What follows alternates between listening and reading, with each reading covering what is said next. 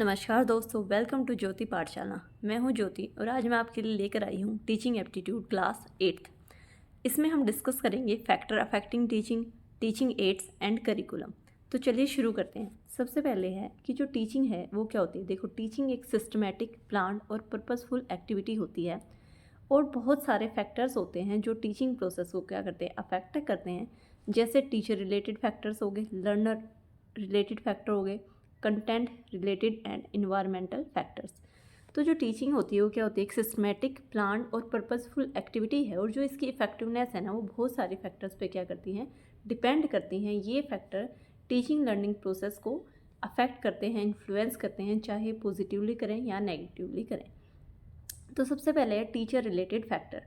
अगर मैं teacher related factor की बात करूँ तो सबसे पहले आती है टीचर्स नॉलेज ऑफ सब्जेक्ट। देखो, जितनी ज़्यादा टीचर को सब्जेक्ट के बारे में नॉलेज होगी ना, उतने ही डीपली वो क्या कर पाता है, आपको समझा पाएगा और अच्छे से जो कॉन्सेप्ट होता है उसको एक्सप्लेन कर पाता है। अगर टीचर को ही सब्जेक्ट की अच्छे से नॉलेज नहीं है तो वो बच्चे को उतने अच्छे से समझा भी नहीं पाता और बच्चे के अंदर क्या हो जाती है, कन्फ्यूज़न पैदा होती है। जो लर्निंग प्रोसेस है वो कैसी हो जाती है, पुअर हो जाती है। तो जो टीचर की सब्जेक्ट नॉलेज है वो बहुत ज़्यादा क्या करती है, टीचिंग प्रोसेस को अफेक्ट करती है। Next is teaching skills and pedagogy. जितनी अच्छी टीचिंग स्किल्स होगी, यानी कि अगर टीचर को पता होगा कि इस कॉन्सेप्ट के लिए मुझे कौन से टीचिंग मेथड का यूज़ करना है, लेक्चर मेथड का यूज़ करना है, डेमोन्स्ट्रेशन का करना है, या जो टीचर की क्वेश्चनिंग स्किल्स कैसी होंगी, या उसे क्लासरूम मैनेजमेंट करना आता है या नहीं, ये सारी चीज़ें क्या करती हैं, टीचिंग प्रोसेस को इन्फ्लुएंस करती हैं। तो जितनी अच्छी टीचर की स्किल्स होंगी उतना ही अच्छा क्या रहती है, टीचिंग प्रोसेस अच्छी रहती है। Next is communication skills. तो जो कम्युनिकेशन स्किल्स हैं वो भी क्या करती हैं, टीचिंग प्रोसेस को अफेक्ट करती हैं। अगर टीचर इजीली कम्युनिकेट कर पा रहा है या उस लैंग्वेज का यूज़ कर रहा है जो बच्चे को इजीली समझ आ रही है, तो क्या हो जाता है, जो टीचिंग प्रोसेस है या जो लर्निंग प्रोसेस है वो ईजी हो जाती है। बच्चे को जो कॉन्सेप्ट्स हैं वो अच्छे से समझ में आ जाते हैं। लेकिन अगर जो टीचर है उसकी कम्युनिकेशन स्किल कैसी हैं, पुअर हैं, तो वो क्या नहीं कर पाएगा, बच्चे को आसानी से समझा नहीं पाएगा। वो जो अपना नॉलेज है या जो कॉन्सेप्ट के बारे में उसकी क्लैरिटी है उसको अच्छे से एक्सप्लेन नहीं कर पाता। Next is personality and attitude of the teacher. देखो, जो टीचर होता है उसका बिहेवियर कैसा है, उसके अंदर पेशेंस है या नहीं, कॉन्फिडेंस कैसा है, ये जो मोटिवेशनल लेवल है, ये सारी चीज़ें क्या करके रखती है, बच्चे को इंगेज करके रखती है। तो अगर जो टीचर का एटीट्यूड है और जो उसकी पर्सनैलिटी अगर पॉजिटिव होगी तो जो लर्निंग प्रोसेस है उसको क्या कर दिया जाता है, बूस्ट कर दी जाती है। Next is professional competence. अगर मैं प्रोफेशनल कम्पिटेंस की बात करूँ तो इसका मतलब है कि कंटिन्यूसली जो टीचर है वो अपनी प्रोफेशनल डेवलपमेंट कर रहा है, नॉलेज को अपडेट कर रहा है, जो भी वो प्रैक्टिस क्लासेस में यूज़ कर रहा है उसको क्या कर रहा है, रिफ्लेक्ट कर रहा है। तो जो टीचिंग की क्वालिटी है वो क्या हो जाती है, इम्प्रूव हो जाती है। तो जो टीचर रिलेटेड फैक्टर थे वो क्या कहेंगे, सबसे पहले था टीचर्स नॉलेज ऑफ सब्जेक्ट। तो जो टीचर की सब्जेक्ट नॉलेज है वो क्या करती है, टीचिंग प्रोसेस को बहुत ज़्यादा अफेक्ट करेगी। अगर टीचर को अच्छे से नॉलेज है सब्जेक्ट की तो वो अच्छे से ही उसको एक्सप्लेन कर पाता है। दूसरा था टीचिंग स्किल क्या होनी चाहिए, अच्छे होने चाहिए। टीचर की जो कम्युनिकेशन स्किल है वो भी क्या होनी चाहिए, क्लियर होनी चाहिए और सिंपल होनी चाहिए कि बच्चे को ईजिली समझ में आ जाए। पर्सनैलिटी और एटीट्यूड कैसा होना चाहिए, पॉजिटिव एटीट्यूड होना चाहिए और अच्छी पर्सनैलिटी होनी चाहिए, ताकि बच्चे को भी क्या करेगा पाए, वो अच्छे से समझा पाएगा। जो लर्निंग प्रोसेस है वो क्या हो जाएगी, अच्छी हो जाती है। नेक्स्ट था प्रोफेशनल कॉम्पिटेंस होना चाहिए, यानी कि जो टीचर है वो अपनी नॉलेज को अपडेट करता रहे, अपनी जो प्रैक्टिसेस हैं, जो मेथड्स यूज़ कर रहा है उन पर रिफ्लेक्टिव रहे, और इससे क्या हो जाती है, जो टीचिंग की क्वालिटी है वो इम्प्रूव हो जाती है। Next is learners related factor. तो सबसे पहले आता है learners intelligence and cognitive ability. देखो, अगर लर्नर क्या होगा, अंडरस्टैंडिंग होगा, उसकी रीजनिंग एबिलिटी बहुत ज़्यादा होंगी, जो प्रॉब्लम सॉल्विंग स्किल्स हैं वो भी होंगी, तो क्या करती है वो, लर्नर की जो पेस है और जो क्वालिटी ऑफ लर्निंग है उसको क्या करेगी, इन्फ्लुएंस करती है। यानी कि अगर एक बच्चा इंटेलिजेंट है, उसके अच्छा खासा अंडरस्टैंडिंग लेवल है, रीजनिंग एबिलिटी है, जो लाइफ से रिलेटेड प्रॉब्लम्स हैं उनको वो ईजिली सोल्व कर पाता है, तो जो क्वालिटी ऑफ लर्निंग है वो क्या हो जाती है, इन्फ्लुएंस होती है, और जो उसकी लर्निंग स्पीड्स होती है वो क्या कर देती है, उसको इन्हांस कर देती है। अगर वहीं बच्चा को कम समझ आता है या उसकी रीजनिंग एबिलिटी इतनी ज़्यादा नहीं है तो जो लर्निंग प्रोसेस है वो क्या हो जाती है, स्लो हो जाती है। Second is prior knowledge. देखो, टीचर कोई क्लास में नया कॉन्सेप्ट पढ़ा रहा है, अगर लर्नर को, अगर स्टूडेंट को उसके बारे में पहले से ही नॉलेज है तो वो क्या करेगा, नई नॉलेज को पुरानी नॉलेज से क्या कर पाएगा, कनेक्ट कर पाएगा और जो कॉन्सेप्ट को समझना है वो बच्चे के लिए क्या हो जाता है, ईजी हो जाता है। तो अगर बच्चे को पहले से ही किसी कॉन्सेप्ट के बारे में नॉलेज है तो इससे जो लर्निंग प्रोसेस है वो क्या हो जाती है, ईजी हो जाती है। Next is motivation and interest. ये क्या हो जाता है, बहुत इंपॉर्टेंट फैक्टर हो जाता है। अगर बच्चे के अंदर मोटिवेशन है पढ़ने के लिए, उसका इंटरेस्ट है पढ़ने में और चीज़ों को सीखने में, तभी वो क्या कर पाता है, सीख पाता है। इसलिए जो बच्चे का मोटिवेशन है और जो इंटरेस्ट है वो क्या करता है, लर्निंग प्रोसेस को अफेक्ट करता है। Next is attitude, personality and emotional state. यानी कि बच्चे का अगर लर्निंग के जो प्रति एटीट्यूड है अगर वो पॉजिटिव है तो क्या करेगी, लर्निंग प्रोसेस क्या हो जाती है, इम्प्रूव हो जाती है। लेकिन वहीं अगर दूसरी तरफ बच्चे को एंजाइटी है, फियर है या कॉन्फिडेंस नहीं है तो जो उसकी परफॉर्मेंस है वो क्या हो जाती है, कम हो जाती है। Next is socio economic background. तो बच्चे का फैमिली इन्वायरमेंट कैसा है, उसके जो पेरेंट्स हैं उसे सपोर्ट करते हैं या नहीं, या रिसोर्सेज उसके पास अवेलेबल हैं या नहीं पढ़ने के लिए, और उसका एक्सपोजर कितना है, ये सारी चीज़ें क्या करती हैं, लर्निंग की स्पीड और क्वालिटी को क्या करती हैं, अफेक्ट करती हैं। तो लर्नर्स रिलेटेड फैक्टर क्या क्या हो जाएंगे कि उसकी इंटेलिजेंस या कोग्निटिव एबिलिटीज़ कितनी है। अगर ज़्यादा है तो बच्चा इजीली क्या कर पाता है, सीख पाता है। दूसरा, जो भी कॉन्सेप्ट अगर पढ़ाया जा रहा है उसे उसकी प्रायर नॉलेज है तो भी जो लर्निंग प्रोसेस है वो क्या हो जाती है, ईजी हो जाती है। मोटिवेशन एंड इंटरेस्ट कितना है बच्चे का, उसकी एटीट्यूड कैसा है, पर्सनैलिटी कैसी है, ये सारे फैक्टर्स, और उसका जो सोशो इकोनॉमिक बैकग्राउंड है, ये सारे फैक्टर क्या करते हैं, जो टीचिंग प्रोसेस है उसको क्या करेंगे, अफेक्ट करते हैं। Next is content related factor. अगर मैं कंटेंट रिलेटेड फैक्टर की बात करूँ तो सबसे पहले आता है नेचर ऑफ कंटेंट। देखो नेचर ऑफ कंटेंट में क्या आता है, कुछ सब्जेक्ट्स क्या होते हैं, थ्योरेटिकल होते हैं जैसे हिस्ट्री हो गया, लेकिन कुछ सब्जेक्ट क्या होते हैं, प्रैक्टिकल होते हैं। जैसे साइंस के सब्जेक्ट लगा लो, है ना, केमिस्ट्री होगी, फिज़िक्स हो गया, ये कैसे सब्जेक्ट हैं कि प्रैक्टिकल सब्जेक्ट हैं। और कुछ कैसे हो जाते हैं, स्किल बेस्ड, जैसे आर्ट, म्यूज़िक, ये क्या हो जाते हैं, स्किल बेस्ड सब्जेक्ट होते हैं। तो जो टीचिंग मेथड टीचर को यूज़ करना चाहिए ना, वो टाइप ऑफ कंटेंट के हिसाब से यूज़ करना चाहिए। कि अगर उसे थ्योरी पढ़ानी है तो क्या कर सकता है, लेक्चर मेथड का यूज़ कर सकता है। लेकिन अगर उसे साइंस का एक्सपेरिमेंट करवाना है तो उसे डेमोन्स्ट्रेशन मेथड का यूज़ करना आना चाहिए। इसी तरीके से स्किल बेस्ड सब्जेक्ट के लिए जो टीचिंग मेथडोलॉजी टीचर अपनाए, या जो टीचिंग मेथड्स जिनका भी टीचर यूज़ करे, वो कैसे होने चाहिए, अकॉर्डिंग टू कंटेंट के अकॉर्डिंग होने चाहिए। यानी कि सब्जेक्ट कैसा है उसके अकॉर्डिंग टीचर क्या करे, अपने टीचिंग एड्स का यूज़ करे। Next is organization of content. अगर जो करिकुलम है अगर वेल स्ट्रक्चर्ड है, ऑर्गेनाइज्ड है, तो वो क्या करेगा, जो अंडरस्टैंडिंग होता है उसमें क्या करता है, हेल्प करता है। अगर ओवरलोडेड है और अनऑर्गेनाइज्ड है तो वो क्या करेगा, कन्फ्यूज़न पैदा करता है। तो इसलिए जो कंटेंट होना चाहिए वो कैसा होना चाहिए, ऑर्गेनाइज्ड होना चाहिए, ताकि जो बच्चे की अंडरस्टैंडिंग है वो बढ़ सके। C is relevance to real life. यानी कि कंटेंट कैसा होना चाहिए, रियल लाइफ से जुड़ा हुआ होना चाहिए। अगर कंटेंट ऐसा है कि जो रियल लाइफ है उससे लिंक्ड है तो क्या होता है, स्टूडेंट अच्छे से क्या कर पाता है, समझ पाता है। यानी कि उसकी जो लर्निंग है वो क्या हो जाती है, बेटर हो जाती है। तो कंटेंट रिलेटेड फैक्टर में हमने क्या क्या देखा है, nature of content, organization of content, उसके अलावा relevance to real life. Next is environmental factor. तो इन्वायरमेंटल फैक्टर में सबसे पहले आता है फिजिकल इन्वायरमेंट। फिजिकल इन्वायरमेंट में क्या क्या आ जाएगा, देखो क्लास है उसमें वेंटिलेशन है या नहीं, सीटिंग अरेंजमेंट कैसा है, लाइटिंग है या नहीं, क्लासरूम का साइज़ क्या है, या साफ़ सफाई है या नहीं क्लास में। तो वेंटिलेशन हो गया, सीटिंग अरेंजमेंट हो गया, लाइटिंग हो गया, और क्लासरूम का जो साइज़ है, ये सारे फैक्टर क्या करते हैं, टीचिंग की जो इफ़ेक्टिवनेस है उसको क्या करते हैं, इन्फ्लुएंस करते हैं। Next is school climate. देखो अगर जो स्कूल का कल्चर है वो सपोर्टिव हुआ, टीचिंग एड्स अगर वहाँ अवेलेबल हुए, टेक्नोलॉजी हुई, लाइब्रेरी हुई, तो ये क्या करेगी, जो टीचिंग की क्वालिटी है उसको क्या कर देते हैं, इम्प्रूव कर देते हैं। यानी कि स्कूल का क्लाइमेट कैसा होना चाहिए, एक सपोर्टिव स्कूल का कल्चर होना चाहिए, टीचिंग एड्स वहाँ मौजूद हो, टेक्नोलॉजी हो, लाइब्रेरी हो, लैब हो। तो ये सारी चीज़ें क्या करेंगी, टीचिंग की क्वालिटी को क्या कर देती है, इम्प्रूव कर देती है। Next is classroom environment. देखो अगर क्लासरूम क्या है, डिसिप्लिन है क्लासरूम में, और जो पीयर रिलेशनशिप है, यानी कि जो भी क्लास के बच्चे उनके बीच में आपस में जो रिलेशनशिप है वो कैसी अच्छी है। और दूसरा जो टीचर और स्टूडेंट के बीच में भी क्या है, रिलेशनशिप अगर अच्छी है, गुड रिलेशनशिप है, इंटरेक्टिव है, तो जो टीचिंग प्रोसेस है वो क्या हो जाती है, अच्छी हो जाती है। तो इन्वायरमेंटल फैक्टर में क्या आ जाएंगे, फिजिकल इन्वायरमेंट जिसमें ventilation, seating arrangement, lighting, classroom size आ जाता है। और स्कूल क्लाइमेट में आ जाता है कि स्कूल का कल्चर कैसा है, टीचिंग एड्स अवेलेबल हैं या नहीं, टेक्नोलॉजी कितनी अवेलेबल है, लाइब्रेरी है या नहीं, लैब्स हैं। तो ये सारे फैक्टर क्या रहेंगे, टीचिंग को प्रोसेस को क्या करते हैं, अफेक्ट करते हैं। Next is methodological and technological factors. इसमें सबसे पहला आता है selection of teaching method.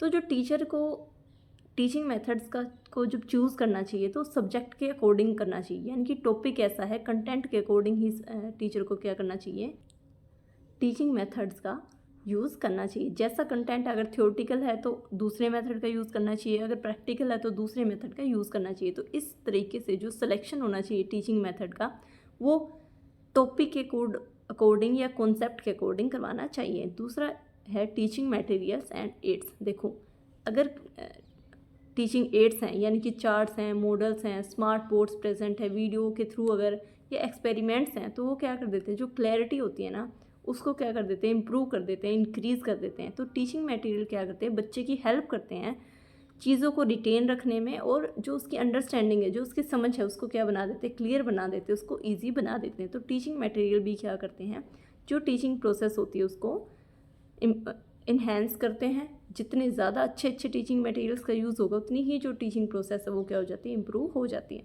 Next is use of technology. जो आईसीटी टूल्स होते हैं ना, वो लर्निंग प्रोसेस को कैसे इन्हेंस करेंगे, क्योंकि आईसीटी टूल्स के थ्रू क्या होगा, विजुअल एंड इंटरेक्टिव कंटेंट क्या कर पाते हैं, प्रेजेंट होता है। यानी कि बच्चे क्या कर रहे हैं, अब टेक्नोलॉजी के थ्रू चीज़ों को देख रहे हैं, और जो कंटेंट है वो कैसा हो गया, इंटरेक्टिव हो गया। तो इसलिए जो टीचिंग प्रोसेस है, जो लर्निंग प्रोसेस है उनकी, वो क्या हो जाती है, इन्हेंस हो जाती है। तो इसमें कौन कौन से फैक्टर आ गए थे, selection of teaching method, teaching materials and aids, और use of technology. Next is evaluation related factor. देखो, अगर जो टीचर है वो क्या कर रहा है, कंटिन्यूअस इवेलुएट कर रहा है ना बच्चों को, तो वो क्या कर पाता है, जो भी लर्निंग गैप्स हैं उनको क्या कर पाएगा, आइडेंटिफाई कर पाएगा। यानी कि बच्चे की जो लर्निंग प्रोसेस है उसमें कहाँ कमी रह रही है, और उसके बाद वो क्या कर पाता है, उसको रिमीडियल टीचिंग दे पाता है। तो जो इवेल्युएशन है वो भी क्या करता है, टीचिंग प्रोसेस को अफेक्ट करेगा, क्योंकि जो असेसमेंट हैं और जो फीडबैक होते हैं वो टीचर को क्या करते हैं, गाइड करते हैं। और अगर टीचर कंटिन्यूअसली इवेलुएट कर रहा है बच्चे को, तो उसे पता है, चल जाता है कि जो बच्चे की जो लर्निंग प्रोसेस है उसमें कहाँ कमी रह रही है, और इस तरीके से वो अपनी जो टीचिंग एड्स कह लो या मेथड्स हैं, या अपना जो टीचिंग स्किल्स हैं उनको क्या कर सकता है, इंप्रूव करता है। और इससे बच्चे की जो लर्निंग है वो क्या हो जाती है, इन्हेंस हो जाती है, और जो टीचिंग प्रोसेस है वो क्या हो जाती है, इफेक्टिव हो जाती है। Next is institutional and administrative factors. देखो, स्कूल की पॉलिसीज़ क्या क्या है, वर्कलोड कितना है, टाइम टेबल हो गया, प्रिंसिपल का सपोर्ट है या नहीं, को करिकुलर लोड कितना है, और जो टीचर्स के लिए जो ट्रेनिंग अपॉर्चुनिटी है या नहीं, ये सारे फैक्टर भी क्या करते हैं, टीचिंग की जो क्वालिटी है उसको इम्पैक्ट करते हैं। तो अब हमने क्या क्या देखा है, सबसे पहले देखा था टीचर रिलेटेड फैक्टर, जिसमें क्या आ गया था, टीचर की जो नॉलेज ऑफ सब्जेक्ट कितनी है, उसकी टीचिंग स्किल्स कैसी हैं, कम्युनिकेशन स्किल कैसी हैं, पर्सनैलिटी एंड एटीट्यूड कैसा होना चाहिए टीचर का, है ना, अच्छा होना चाहिए, पॉजिटिव होना चाहिए, प्रोफेशनल कॉम्पिटेंस है या नहीं। तो ये सारे फैक्टर थे। लर्नर रिलेटेड फैक्टर्स में क्या था कि जो लर्नर है उसकी इंटेलिजेंस या कोग्निटिव एबिलिटी कैसी हैं, उसकी प्रायर नॉलेज भी टीचिंग प्रोसेस को क्या करती है, अफेक्ट करती है। मोटिवेशन एंड इंटरेस्ट हो गया, बच्चे का attitude, personality and emotional state, और उसके अलावा जो सोशो इकोनॉमिक बैकग्राउंड है वो भी क्या करता है, अफेक्ट करता है। तीसरा था कंटेंट रिलेटेड फैक्टर, जिसमें nature of content, organization of content and relevance to real life आता है।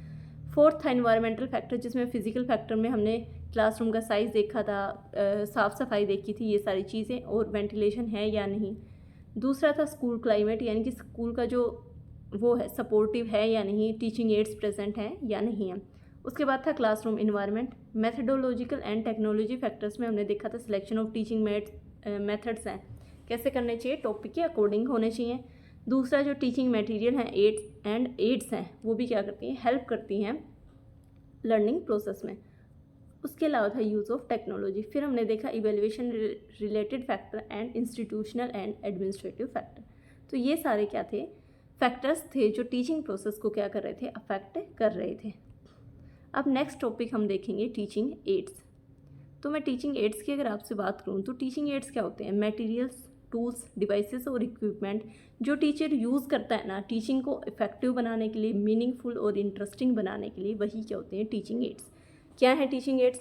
मटेरियल, टूल्स, डिवाइसेस या इक्विपमेंट जो भी टीचर यूज़ कर रहा है टीचिंग प्रोसेस को इफ़ेक्टिव, मीनिंगफुल एंड इंटरेस्टिंग बनाने के लिए, वो क्या होते हैं? Teaching ads.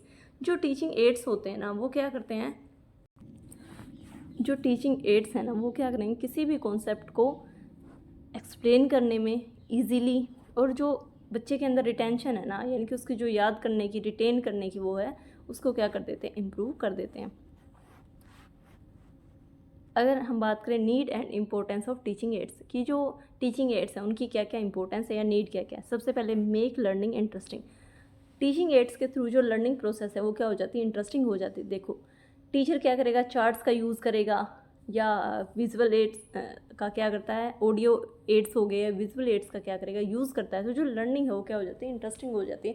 यानी कि अब लर्निंग कैसी है? इंटरेक्टिव है। बच्चा इंटरेक्ट कर पा रहा है तो वो अच्छे से क्या कर पाएगा? सीखेगा भी वो, और सीखने में क्या लेता है? इंटरेस्ट लेता है। तो जो लर्निंग प्रोसेस है वो कैसी हो जाती है? इंटरेस्टिंग।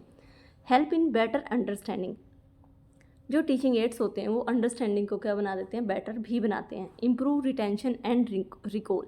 यानी कि बच्चे के अंदर देखो, अगर हम कोई चीज़ देख के सीख रहे हैं ना, तो हमारे अंदर क्या रहती है? वो चीज़ बहुत ज़्यादा दिन तक रिटेन रहती है और हमें याद भी रहती है।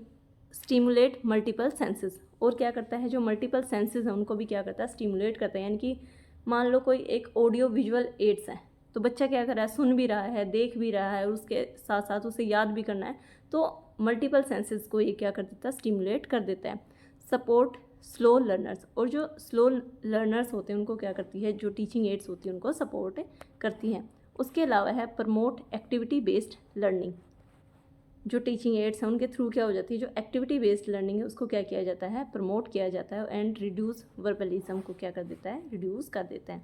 तो ये क्या थी?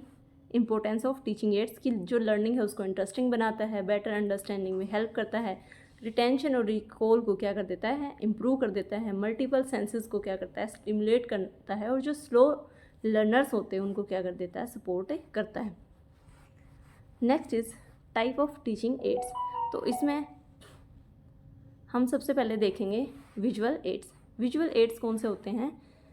जो बच्चे देखकर जो क्या करते हैं? समझते हैं या सीखते हैं, वो क्या हो जाते हैं? वो एड्स को हम क्या बोलते हैं? Visual aids. यानी कि जो भी चीज़ें दिख रही है ना बच्चे को, वो किस में आ जाती हैं? विजुअल एड्स में। जैसे कि चार्ट्स हो गया, चार्ट्स में क्या आ जाएगा? वाटर साइकिल चार्ट है, ग्रामर चार्ट। मान लो टीचर को क्या करना? वाटर साइकिल के बारे में दिखाना है, तो क्या करेगा? चार्ट के थ्रू जो वाटर साइकिल है उसको क्या करता है? एक्सप्लेन करता है। दूसरा क्या हो सकता है? Grammar chart. ऐसे ही पोस्टर्स हो गए, जैसे हेल्थ अवेयरनेस पोस्टर हो गया। तो अब इसमें जो बच्चा है वो कैसे सीख रहा है? जो लर्नर है वो देख कर क्या कर रहा है? सीख रहा है। तो ये जो विजुअल एड्स होते हैं, यानी कि जिनमें बच्चा देख कर समझता है, वो क्या हो जाते हैं? Visual aids. और क्या एग्जाम्पल हो जाएंगे इसके? Models, picture and flash cards, map and globe, black board, white board and smart board and projector slides. तो ये कुछ एग्जाम्पल थे विजुअल एड्स के, जिसमें मॉडल्स आ गए, चार्ट्स आ गए, पिक्चर्स एंड फ्लैश कार्ड्स आ गए, मैप आ गया, या smart board and projector slides. ये क्या किसके एग्जाम्पल थे? विजुअल एड्स के। अब अगर मैं यूज़ की बात करूँ तो ये क्या करता है? प्रोसेस को एक्सप्लेन करेगा, डायग्राम्स भी शो होते हैं, ठीक है, हिस्टोरिकल इवेंट्स को भी दिखाया जाता है, और साइंस के जो टॉपिक्स हैं उनको भी क्या कर लिया जाता है? कवर कर दिया जाता है विजुअल एड्स के थ्रू। दूसरा आता है ऑडियो एड्स। ऑडियो एड्स क्या करेगा? जो बच्चे की लिसनिंग स्किल्स हैं उसको क्या करता है? इम्प्रूव करता है। और जो एक्सप्लेन करता है वो थ्रू साउंड। यानी कि अब बच्चा क्या कर रहा है? सुन रहा है। अब सुन रहा है तो जो उसकी लिसनिंग स्किल्स हैं वो क्या हो रही हैं? इम्प्रूव हो रही हैं। इसके एग्जांपल्स क्या क्या आ जाएंगे? Radio program, audio recorder, podcast, speeches, language lab, audios. अब इसका यूज़ क्या है? ये जो प्रोनाउंसिएशन है, पोइट्री रिसाइटेशन है, स्टोरीज़ है, या लैंग्वेज लर्निंग है, उनके लिए क्या हो जाता है? हेल्पफुल हो जाता है। तीसरा है audio visual aids. Audio visual aids में क्या होता है? ये ज़्यादा इफेक्टिव होता है क्योंकि ये दो सेंसेस को क्या करेगा? इंगेज करेगा। देखो, बच्चा देख भी रहा है और बच्चा सुन भी रहा है, तो इससे जो बच्चा क्या हो जाता है? ज़्यादा इंगेज हो जाएगा, और उसके लिए जो लर्निंग है वो क्या हो जाएगी? इंटरेस्टिंग हो जाएगी। और इसके एग्जांपल्स क्या क्या आ जाते हैं? वीडियो क्लिप्स हो गई, एजुकेशनल कोई फिल्म दिखा दी जाए, एनिमेशंस हैं, यूट्यूब एजुकेशनल कंटेंट हो गया, टेलीविज़न और कंप्यूटर बेस्ड क्या हो जाती हैं? प्रेजेंटेशन। ये क्या थे? ऑडियो विजुअल एड्स के क्या थे? एग्जाम्पल थे। अगर मैं यूज़ की बात करूँ तो जो साइंटिफिक फिनोमिना है उसको एक्सप्लेन किया जाता है, ज्योग्राफी, हिस्ट्री, एक्सपेरिमेंट्स और सिमुलेशंस को, इन सब को क्या कर दिया जाता है? एक्सप्लेन कर दिया जाता है। फोर्थ क्या है, एक्टिविटी बेस्ड और एक्सपीरियंशियल एड। देखो ये क्या हो जाती है, ये बहुत ज़्यादा इंपॉर्टेंट हो जाती है। देखो अगर बच्चा एक्सपीरियंस करके सीख रहा है ना, तो वो बहुत अच्छे से सीख रहा है, क्योंकि अब वो खुद कर रहा है चीज़ों को, तब वो सीख रहा है। तो जो एक्टिविटी बेस्ड हैं और जो एक्सपीरियंशियल एड्स हैं वो क्या हो जाते हैं, बहुत ज़्यादा इम्पोर्टेंट हो जाते हैं। और किसके लिए यूज़ होते हैं, लर्निंग बाय डूइंग, यानी कि अब बच्चा क्या कर रहा है, करके सीख रहा है। अगर मैं एग्जांपल्स की बात करूँ तो जो साइंस एक्सपेरिमेंट्स हैं, प्रोजेक्ट वर्क हो गया, लैब इक्विपमेंट हो गए, रोल प्ले मटेरियल हो गया, मैथमेटिक्स किट हो गई, आर्ट एंड क्राफ्ट मटेरियल, तो ये क्या होते हैं, एक्टिविटी बेस्ड एड्स होते हैं, जहाँ बच्चा साइंस का एक्सपेरिमेंट करेगा, प्रोजेक्ट वर्क करेगा, लैब इक्विपमेंट का यूज़ करेगा, ठीक है। रोल प्ले मटेरियल हो गया, मैथमेटिक्स किट हो गई, आर्ट एंड क्राफ्ट मटेरियल हो गया। अब जो इसके यूज़ क्या हो जाएंगे, ये डिस्कवरी लर्निंग को, प्रॉब्लम सॉल्विंग को और हैंड्स ऑन एक्सपीरियंस को क्या देता है, बढ़ावा देगा, उसमें बच्चे की क्या करता है, हेल्प करता है। Fifth is ICT and digital teaching ads. अगर मैं ICT की बात करूँ तो ये क्या है, ये मॉडर्न टूल्स हैं। एग्जाम्पल क्या क्या आ जाएंगे, ICT और डिजिटल टीचिंग एड्स के, लैपटॉप हो गया, डिजिटल टेक्स्ट बुक्स हो गई, ऑनलाइन टूल्स हो गए, इंटरेक्टिव एप्स हो गई, या वर्चुअल लैब्स हो गई। तो ये सारे क्या हैं, ICT या डिजिटल टीचिंग एड्स। चलिए next is characteristics of good teaching ads. तो जो अच्छे टीचिंग एड्स हैं उनकी करेक्टरिस्टिक्स क्या क्या होनी चाहिए। सबसे पहले simple and easy to understand, simple होने चाहिए और बच्चा क्या कर पाए, इजीली समझ पाए। अट्रैक्टिव होने चाहिए, मोटिवेटिंग होने चाहिए। उसके अलावा रिलेवेंट टू द लेसन, यानी कि लेसन से क्या होना चाहिए, रिलेवेंट होने चाहिए। एक्यूरेट होने चाहिए और अपडेटेड होने चाहिए। कॉस्ट इफेक्टिव आ जाएगा। Suitable for learners age level, यानी कि ऐसा नहीं है कि बच्चे को उसकी एज के लेवल के हिसाब से ही दिखाने चाहिए कि बच्चा ज़्यादा छोटा है और जो टीचिंग एड्स का टीचर यूज़ कर रहा है वो क्या है, ज़्यादा हाई लेवल के, कि बच्चे को समझ ही नहीं आ रहे। ड्यूरेबल एंड सेफ, ये क्या हो जाते हैं, करेक्टरिस्टिक्स हैं गुड टीचिंग एड्स की। Simple and easy to understand होने चाहिए, अट्रैक्टिव एंड मोटिवेटिंग होने चाहिए, रिलेवेंट टू द लेसन होने चाहिए, एक्यूरेट एंड अपडेटेड होने चाहिए, ठीक है। कॉस्ट अफेक्टिव होने चाहिए, सूटेबल फॉर लर्नर्स एज की लेवल के हिसाब से क्या होने चाहिए, सूटेबल होने चाहिए, ड्यूरेबल होने चाहिए और सेफ होने चाहिए। Next topic is curriculum. तो जो करिकुलम है, करिकुलम क्या होता है, टू रन और रनिंग कोर्स, यानी कि करिकुलम किससे आया, एक लैटिन वर्ड से आया, उसका मतलब क्या है, to run or a running course. अगर मैं एजुकेशन में बात करूँ तो जो करिकुलम है वो क्या होती है, एक planned journey of learning. Learning की क्या है, प्लान की गई क्या है, जर्नी है जो कि स्टूडेंट को हेल्प करती है to achieve specific goal. Curriculum क्या है, to run or a running word Latin word से ही आया है। और एजुकेशन में अगर मैं बात करूँ तो करिकुलम को क्या कहा जाता है, planned journey of learning design to help student achieve specific goal, यानी कि एक प्लान जर्नी है लर्निंग की, जिसे इस तरीके से डिज़ाइन किया गया ताकि जो स्टूडेंट है अपने जो स्पेसिफिक गोल्स हैं उनको क्या कर पाए, अचीव कर पाए। Next is objective of constructing A curriculum, यानी कि जो करिकुलम बनाया है, जो कंस्ट्रक्ट किया, उसके ऑब्जेक्टिव्स क्या क्या हैं। सबसे पहले नर्चर होलिस्टिक डेवलपमेंट। क्यों बनाया गया करिकुलम, कि जो बच्चा है उसका क्या हो सके, होलिस्टिक डेवलपमेंट हो सके, यानी कि उसका ओवरऑल विकास हो सके, पूरी तरह से विकास हो सके, जिसमें उसके intellectual, emotional, social and physical growth क्या हो जाती है, इंक्लूड हो जाती है। देखो होलिस्टिक जो डेवलपमेंट है, यानी कि जो ओवरऑल विकास है, उसमें क्या आ जाता है कि उसकी बच्चे की हर चीज़ का क्या हो, विकास हो, उसकी इंटेलेक्चुअल भी, इमोशनल डेवलपमेंट भी हो, सोशल भी और फिजिकल उसकी ग्रोथ भी हो। दूसरा है enhance the overall learning experience, यानी कि जो ओवरऑल लर्निंग एक्सपीरियंस है उसको क्या करना है, इन्हेंस करना है, जो बच्चे को मीनिंगफुल और इंगेजिंग कंटेंट क्या करवाना है, प्रोवाइड करवाना है। तीसरा है ensure continuous professional development of teacher. अब क्या किया जाता है, टीचर पे भी क्या है, फोकस है कि जो टीचर है उसकी भी क्या हो, प्रोफेशनल डेवलपमेंट होती रहे। Fourth is promote flexible and integrated learning, यानी कि लर्निंग जो प्रोसेस है उसको कैसा बना देना, फ्लेक्सिबल बना देना है, इंटीग्रेटेड बना देना है, यानी कि जो सब्जेक्ट्स हैं और जो रियल लाइफ सिचुएशन है उसमें क्या कर देना, कनेक्शंस बनाने हैं। तो जो ऑब्जेक्टिव्स हैं वो क्या क्या थे, नर्चर होलिस्टिक डेवलपमेंट, यानी कि बच्चे की क्या करनी है, ओवरऑल विकास करना है, उसका जो इंटेलेक्चुअल पार्ट है, इमोशनल पार्ट है, सोशल पार्ट है और जो फिजिकल पार्ट है, सबका क्या करना है, डेवलपमेंट करना है, सबका विकास करना है। दूसरा, जो उसकी ओवरऑल लर्निंग एक्सपीरियंस है उनको क्या करना, इन्हांस करना है और जो टीचर है उसकी भी जो प्रोफेशनल डेवलपमेंट है उसको भी इंश्योर करना है कि उसकी भी कंटिन्यूअस प्रोफेशनल डेवलपमेंट होती रहे। फोर्थ था कि जो फ्लेक्सिबल एंड इंटीग्रेटेड लर्निंग को क्या करना है, प्रमोट करना है। तो ये क्या थे objectives of constructing A curriculum.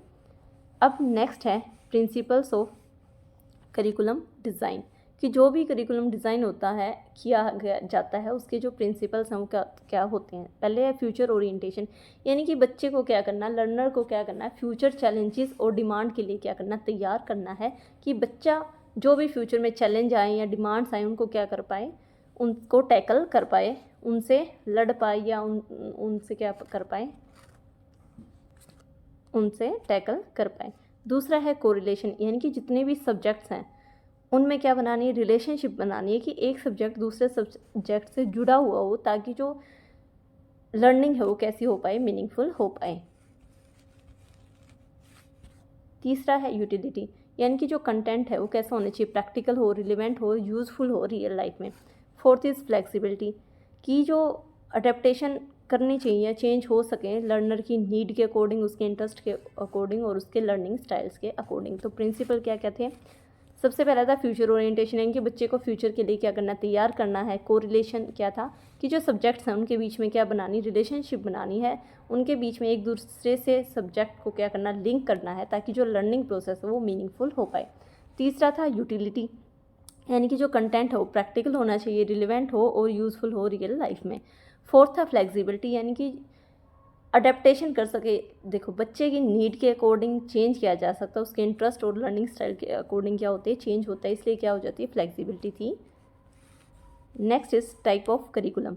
Type of curriculum में सबसे पहले आता है लर्नर सेंटर्ड करिकुलम। देखो अगर लर्नर सेंटर्ड करिकुलम है तो कैसे बनाया गया होगा, बच्चे को फोकस में रख के ही टीचिंग और जो लर्निंग प्रोसेस हैं वो बनाई गई होंगी।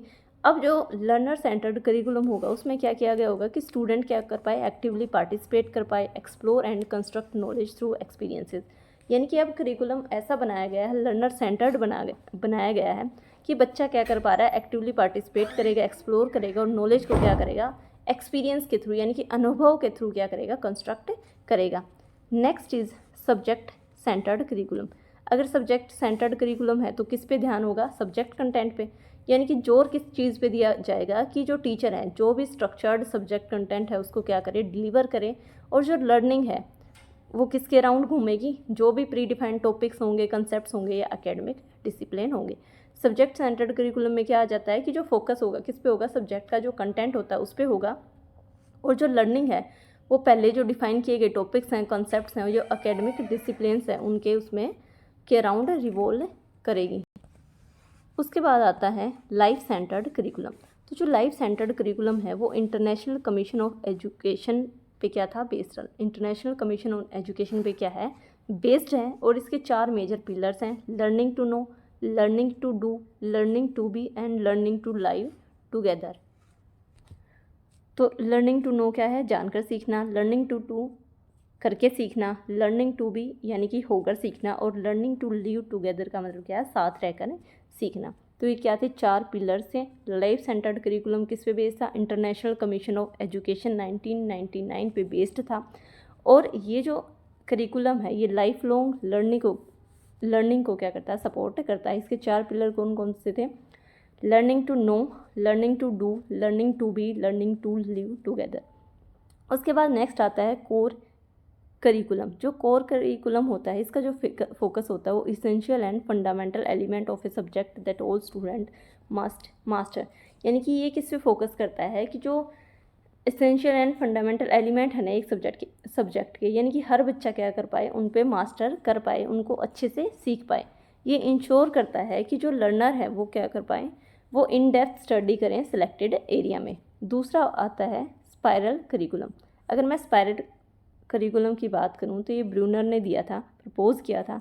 अब देखो इनके अकॉर्डिंग क्या था कि हर सब्जेक्ट को क्या किया जाएगा, रिविजिट किया जाएगा एक इंटरवल के बाद with increasing complexity and depth. देखो एक बार साइंस मान लो पढ़ा दिया, आपको केमिस्ट्री पढ़ा दी, तो अब जो पढ़ाया जाएगा वो टॉपिक कैसा होगा, ईजी होगा। थोड़े से टाइम के बाद क्या होगा, उसी टॉपिक को या उसी सब्जेक्ट को क्या किया जाएगा, और कॉम्प्लेक्सिटी के साथ और डेप्थ में क्या करा जाएगा, पढ़ाया जाएगा। यानी कि लर्निंग क्या होगी, learning is spread over time rather than rushed into short and concentrated phase. यानी कि लर्निंग को क्या बनाना है, एक लाइफ लॉन्ग प्रोसेस बनाना, एक लंबी प्रोसेस बनाना, ना कि एक शॉर्ट और कंसंट्रेटेड फेज में वो हो पाए। तो जो स्पाइरल करिकुलम है उसमें क्या होगा, एक सब्जेक्ट पढ़ाया गया और कुछ टाइम के बाद उसी सब्जेक्ट पे वापस आया जाता है, उसे दोबारा पढ़ाया जाएगा, लेकिन इस बार जो उसकी कॉम्प्लेक्सिटी है और जो डेप्थ है, डीपनेस क्या कर दी जाएगी, बढ़ा दी जाती है। Next is sources of curriculum design. अब जो करिकुलम डिज़ाइन होता है उसके सोर्सेज क्या क्या होते हैं, उसमें क्या क्या आता है, सब्जेक्ट मैटर एक्सपर्ट्स आ जाएगा, नेशनल एंड स्टेट स्टैंडर्ड्स आ जाएंगे, स्टूडेंट की नीड और उसका इंटरेस्ट आ जाएगा, टेक्नोलॉजी एंड मल्टीमीडिया, ये क्या हो जाएंगे, sources of curriculum design. Subject matter expert, national and state standards, students need and interest, technology and multimedia.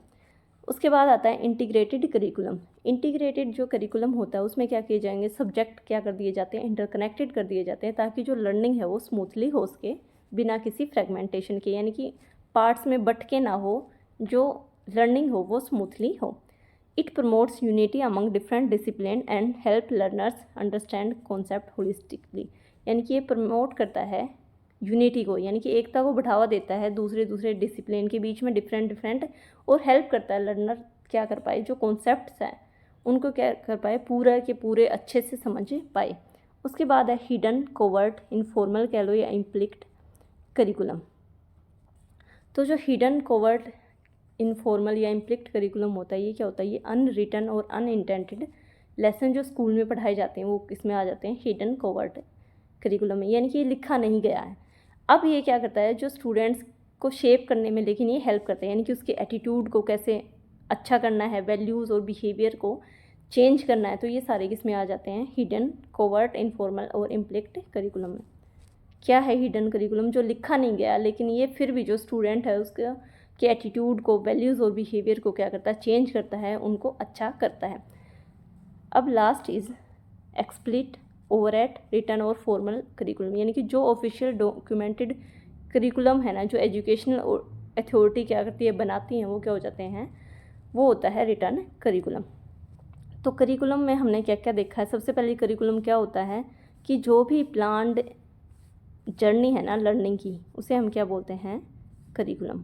क्या होता है curriculum, planned journey of learning. Objective क्या क्या थे कि होलिस्टिक डेवलपमेंट को नर्चर करना है, ओवरऑल एक्सपीरियंसेस को क्या करना है, बढ़ावा देना है, और फ्लेक्सिबिलिटी एंड इंटीग्रेटेड लर्निंग को क्या करना था, प्रमोट करना था। प्रिंसिपल क्या क्या थे, बच्चे को फ्यूचर ओरिएंटेशन के लिए, फ्यूचर चैलेंजेस के लिए तैयार करना है, कोरिलेशन होनी चाहिए सब्जेक्ट्स के बीच में, यूटिलिटी यानी कि जो कंटेंट हो कैसा होना चाहिए, प्रैक्टिकल हो, रियल लाइफ से जुड़ा हुआ हो, फ्लेक्सिबिलिटी। उसके बाद टाइप देखे, पहला था लर्नर सेंटर्ड करिकुलम, यानी कि बच्चे पे फोकस रहेगा। दूसरा था सब्जेक्ट सेंटर्ड, यानी कि सब्जेक्ट मैटर पे क्या रहता है, कंसर्न रहता है। और तीसरा था लाइफ सेंटर्ड करिकुलम, जो कि इंटरनेशनल कमीशन ऑन एजुकेशन पे बेस्ड था। Learning to know, learning to do, learning to be and learning to live together क्या था इसके मेजर पिलर से। उसके बाद था कोर करिकुलम, जो कि हर सब्जेक्ट पे बच्चा क्या कर ले, मास्टरी कर ले। उसके बाद था स्पाइरल करिकुलम, यानी कि हर कुछ टाइम के बाद दोबारा से सब्जेक्ट को पढ़ाना है और इस बार डेप्थ में पढ़ाना है, और ये किसने प्रपोज किया था, ब्रूनर ने।